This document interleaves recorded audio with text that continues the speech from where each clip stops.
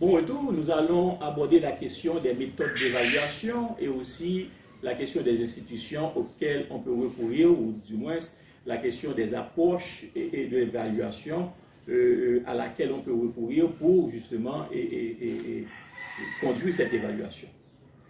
Et pour parler des méthodes d'évaluation, il se trouve que ces méthodes dépendent du type de politique publique à évaluer, mais également des objectifs poursuivis par cette évaluation.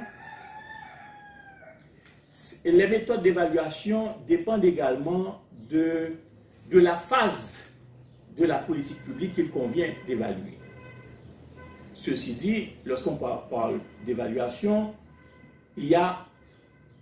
on peut distinguer parmi les méthodes d'évaluation la méthode que je viens d'évoquer lorsque je parlais de méthode d'impact ex ante, c'est la première méthode. La méthode d'évaluation qui permet de vous placer en avant de la mise en œuvre de la politique publique, qui vous permet de prévoir les effets voulus ou les effets non voulus de cette politique publique, si cette politique publique a été mise en œuvre, et d'agir en fonction des résultats obtenus par cette évaluation d'impact ex ante.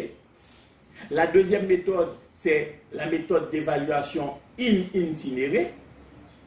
C'est cette méthode d'évaluation qui est adoptée pour évaluer une politique publique qui est mise en œuvre. Pendant la politique publique est mise en œuvre, eh vous pouvez évaluer cette politique publique dans le souci d'améliorer les stratégies, dans le souci d'améliorer les moyens qui ont été engagés dans la mise en œuvre de cette politique publique. S'il y a lieu de rectifier le tir, eh vous intervenez à partir de cette méthode d'évaluation in itinere, de manière à optimiser les résultats qui ont été définis, les résultats attendus. Il y a également l'évaluation d'impact ex post. L'évaluation d'impact ex post, comme je l'avais mentionné, c'est une évaluation qui permet justement d'évaluer les effets de la politique publique après la mise en œuvre de cette politique publique.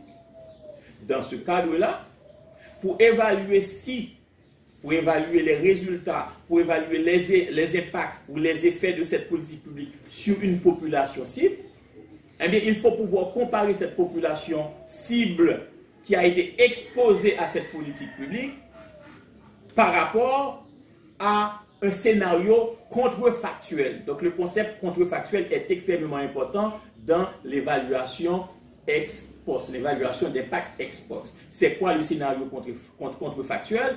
C'est tout simplement, il faut imaginer la population cible. Quelle serait la situation de la population cible au cas où cette politique publique n'a pas été exécutée?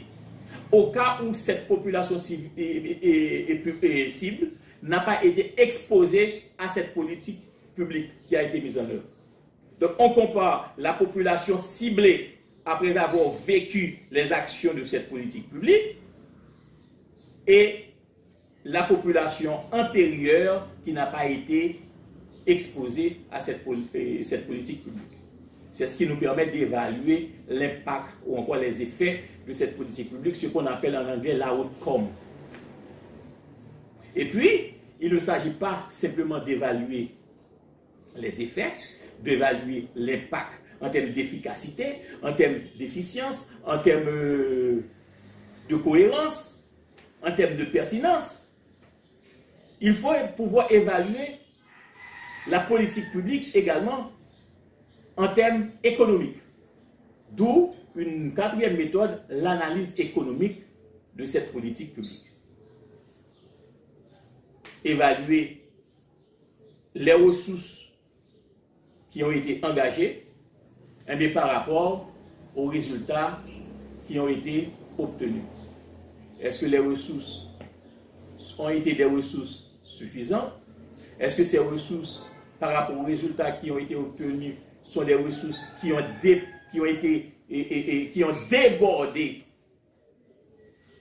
par rapport aux moyens dont disposait l'institution et par rapport aux résultats qui ont été obtenus sur le terrain?